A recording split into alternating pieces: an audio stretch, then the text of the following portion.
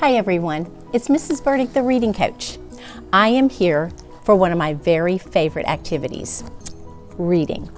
Now we are starting today First Chapter Fridays for the 2024-2025 school year. A couple of times a month, either myself or some very good friends of mine who are also very good readers will be introducing the first chapter of one of their favorite books.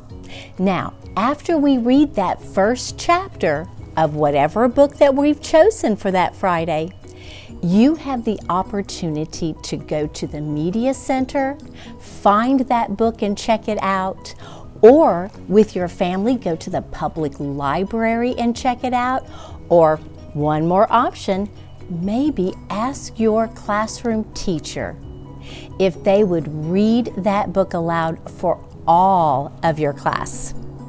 Now, after that book is read, you will be able to take an AR test if it's one of our Media Center books.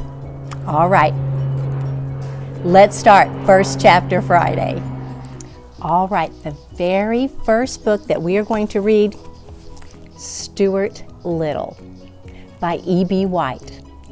Chapter 1. In the Drain. When Mrs. Frederick C. Little's second son arrived, everybody noticed that he was not much bigger than a mouse. The truth of the matter was, the baby looked very much like a mouse in every way. He was only about 2 inches high, and he had a mouse's sharp nose, a mouse's tail, a mouse's whiskers, and the pleasant, shy manner of a mouse.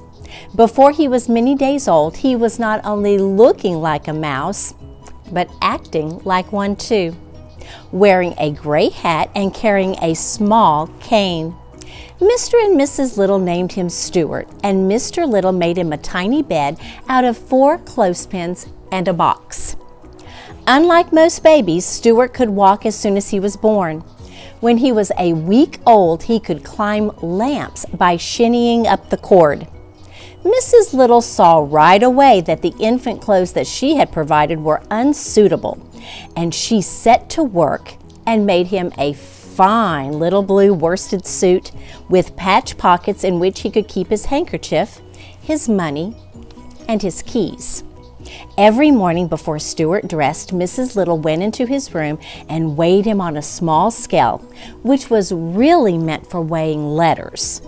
At birth, Stuart could have been sent by first-class mail for 3 cents.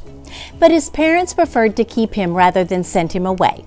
And when at the age of a month he gained only 1/3 of an ounce, his mother was so worried that she sent for the doctor. The doctor was delighted with Stuart and said that it was very unusual for an American family to have a mouse. She took Stuart's temperature and found that it was 98.6, which is normal for a mouse. He also examined Stuart's chest and heart and looked into his ears solemnly with a flashlight. Not every doctor can look into a mouse's ear without laughing. Everything seemed to be all right, and Mrs. Little was pleased to get such a good report. "Feed him up," said the doctor cheerfully, and he left. The home of the Little family was a pleasant place near a park in New York City.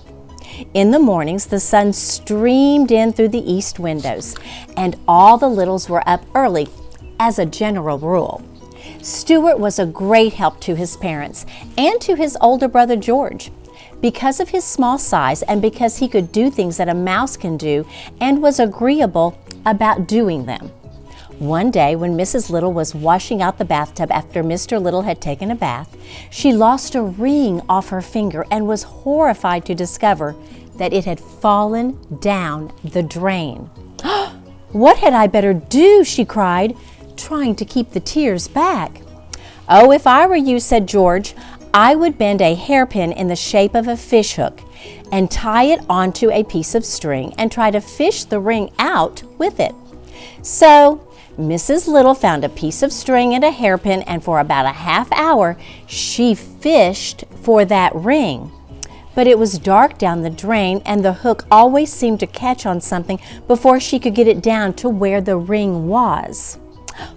"What luck?" inquired Mr. Little, coming into the bathroom. "No luck at all," said Mrs. Little. "The ring is too far down and I can't fish it up." "Well, why don't we send Stuart down after it?" suggested Mr. Little. "How about it, Stuart? Would you like to try?" "Oh, yes, I would," Stuart replied. "But I think I better get into my old pants. I imagine that it's wet down there." "Oh, it's all of that," said George, who was a trifle annoyed that his hook idea hadn't worked. So Stuart slipped into his old pants and prepared to go down the drain after the ring. He decided to carry the string along with him, leaving one end in charge of his father. "When I jerk 3 times on the string, pull me up," he said. And while Mr. Little knelt in the tub, Stuart slid easily down the drain and was lost to view. In a minute or so, I'm going to reread that sentence, or that part of a sentence. In a minute or so, there came 3 quick jerks on the string, and Mr. Little carefully hauled it up. There, at the end, was Stuart with the ring safely around his neck. "Oh, my brave little son," said Mrs. Little proudly, as she kissed Stuart and thanked him. "How was it down there?" asked Mr. Little, who was always curious to know about places he had never been. "It was all right," said Stuart. But the truth was, the drain had made him very slimy, and it was necessary for him to take a bath and sprinkle himself with a bit of his mother's violet water before he felt like himself again. Everybody in the family thought he had been awfully good about the whole thing. All right, let me show you a picture of Stuart and his dad. Now, Chapter 2, Home Problems. Now remember, if you want to know the rest of the story, check out Stuart Little by E.B. White from our Media Center, or with your family from the public library, or have your teacher read aloud Stuart Little.